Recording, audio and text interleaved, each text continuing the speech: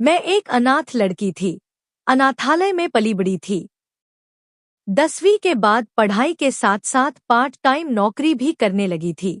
तन्हाई और दर्द तो जैसे कभी न जाने के लिए ही मेरी जीवन में आए थे। वैसे तो कई क्लासमेट थे मेरे, पर शायद मेरे दर्द को मुझसे अच्छा कोई भी नहीं समझ सकता था। जिस लड़की की ना माँ हो, न बाप हो, न कोई बहन और न कोई भाई, उसके लिए जिंदगी एक सजा से कम नहीं होती है। न तो रोने के लिए कोई कंधा, न परेशानी हल करने के लिए किसी का साथ।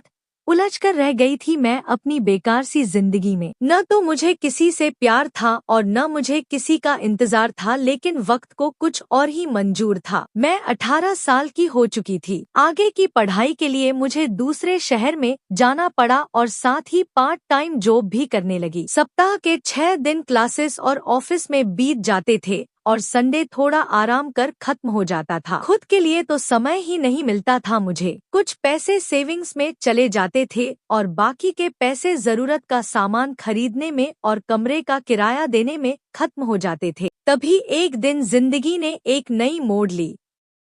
मेरे घर के बगल में रहने एक नया पड़ोसी आया। वैसे तो मैंने पहले उसे नोटिस नहीं किया, लेकिन धीरे धीरे मैं उसे नोटिस करने लगी। मेरे घर से बाहर जाते वक्त और वापस घर आते समय वह अक्सर छत पर टहलता हुआ मिल जाता था। उस दिन हमने एक दूसरे से पहली बार बात की।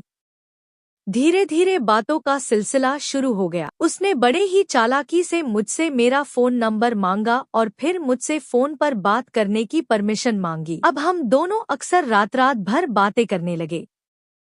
वह पढ़ाई में भी मेरी मदद करने लगा। जब मैंने पहली बार उसे आई लव यू कहा तो उसका चेहरा देखने लायक था। शायद वह नर्वस भी था और खुश भी। उसने मुझे महंगे महंगे गिफ्ट लाकर दिए। हमने प्यार में साथ साथ जीने मरने की कस्में खाई। मैं बहुत खुश थी कि मेरी तन्हाई को दूर करने वाला और मेरा ख्याल रखने वाला कोई मुझे मिल गया है। मैं सपनों की दुनिया में रहने लगी और अपने आने वाले सुनहरे कल के सपने बुनने लगी। वक्त बीतने लगा। देखते देखते 3 महीने गुजर गए। अब उसने बाइक ले ली और अब हम दोनों बाइक में घूमने जाने लगे। पर कहते हैं न कि प्यार अंधा होता है।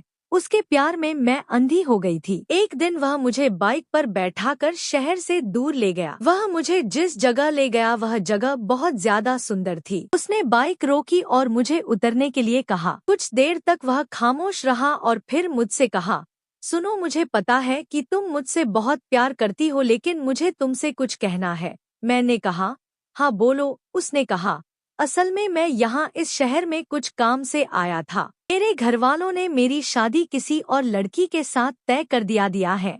अब वह मुझे वापस घर बुला रहे हैं। अपने घर वापस जाना होगा। मुझे माफ कर दो, मैं तुम्हारे साथ अब और नहीं दे सकता। यह कहकर वह बाइक पर बैठा और मुझे वहां अकेला छोड़कर चला गया। सुनने के बाद मैं पूरी तरह से शॉक में पड़ चुकी थी। उसने मुझे कुछ कहने का मौका ही नहीं दिया। होकर कुछ देर तक वहां खड़ी रही।